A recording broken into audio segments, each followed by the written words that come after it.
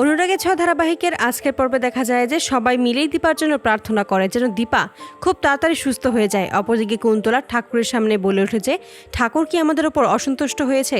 আমার যেন কেমন মনে হচ্ছে। সত্যিই কি দীপা বেঁচে আছে? দীপার কি বেঁচে থাকার কোনো সুযোগ আছে? এটা শুনেই রুডি ক্ষিপ্ত হয়ে যায়। রুডি তখন চিৎকার করে বলে, এটা তুমি কি বলছো মম? আমি নিজের হাতেই ওই দীপা সেনগুপ্তকে গুলি করেছি, বাঁচার কোনো সুযোগই নেই। কুন্তলা তখন রুডিকে বোঝায়, তুমি আমাকে ভুল বোঝো না, তুমি তো দীপা সেনগুপ্তকে খুব ভালোভাবেই চেনো। ওই দীপা কি অদ্ভুত ঘটনা ঘটিয়ে ফেলতে পারে। রুডি তখন বলে, বেশ, আমি এবার নিজেই দীপা সেনগুপ্তকে দেখে আসবো। কুন্তলা তখন রুডিকে আটকানোর চেষ্টা করলেও রুডি কোনো কথা না শুনেই সেখান থেকে চলে যায় দীপাকে দেখার উদ্দেশ্যে। অপরদিকে অনেকক্ষণ চেষ্টা করার পর সূর্য গুলি বের করতে সক্ষম হয়। যখন বাইরে বেরিয়ে আসে তখন সকলেই জিজ্ঞেস করে দীপার এখন কি অবস্থা, দীপা এখন কেমন আছে। সূর্য তখন জানায় অপারেশন সাকসেসফুল হয়েছে। এটা শুনেই সবাই খুশি হয়ে যায়। রুডি তখন আবারও সেই হসপিটালে আসে ওয়ার্ড বয় সেজে এবং সেখানে এসে জানতে পারে যে দীপা বেঁচে গেছে। রুডি তখন বলে, এটা কিভাবে সম্ভব? এটা হতেই পারে না, আমি নিজেই ওই দীপাকে গুলি করেছি, সেখান থেকে বেঁচে কিভাবে ফিরতে পারে? ঠিক সেই মুহূর্তে কিছু সাংবাদিকরা এসে সূর্যকে প্রশ্ন করতে থাকে, সূর্য এত ভালো একজন ডাক্তার, তাহলে সে এতগুলো বছর কেন মানুষের থেকে আড়ালে থেকেছে? এর কি কারণ আছে? মানুষ কেন তার চিকিৎসা পায়নি? কেন তার চিকিৎসা থেকে মানুষ বঞ্চিত রয়েছে?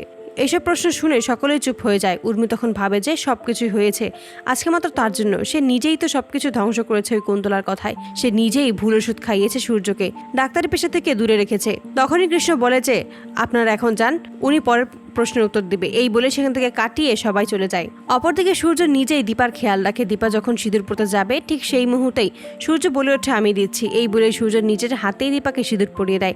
এতগুলো বছর পর দুজন যখন আবারও একসাথে হয় তখন দুজন দুজনকে জড়িয়ে ধরে। ঠিক সেই মুহূর্তে সোনা, রূপা ও কৃষ্ণ সেখানে এসে হাজির হয়। রূপা তখন সোনাকে বলে, ওদেরকে আজকে একা ছেড়ে দেই, ওরা অনেকগুলো বছর পর আবারও এক হয়েছে। যখনই বেরিয়ে যাবে তখনই একজন নার্স এসে বলে, আপনারা এখানে কি করছেন?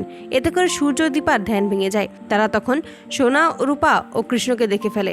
সোনা তখন ছুটে আসে দীপার কাছে আর বলে যে, তুমি এখন কেমন আছো? আমরা তোমায় আবার বাড়ি ফিরিয়ে নিয়ে যাব।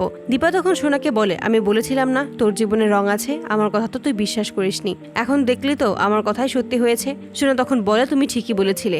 বাড়ি ফেরার কথা শুনেই দীপা মনে মনে বলে যে সত্যি আমি আমার বাড়িতে আবার ফিরে যাব, সত্যি আমার কপালে এত ভালোবাসা রয়েছে।